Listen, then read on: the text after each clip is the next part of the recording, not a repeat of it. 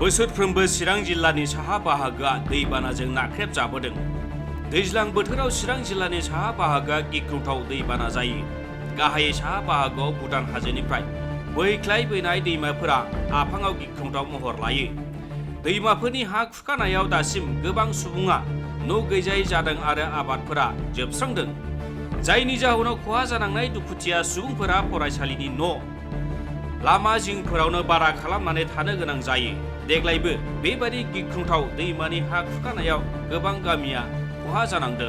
दैबानाजों खहा खालामजानाय दुखुथिया आइजोफोरनो बर'नि मुंदांखा फावखुंग्रि फुजि बसुमतारिया गावनि फारसेनिफ्राय अनसुंथाइ महरै दख'ना राननानै होयो। दैबाना आरो दैमानि हा खुरखानायाव खहा जानांनाय दुखुथिया नखरफोरनि खाथियाव खुंथायाव थानाय सोरखारा माबायदि राहा लायो बियो इयुनाव नोजोर होथावना जागोन।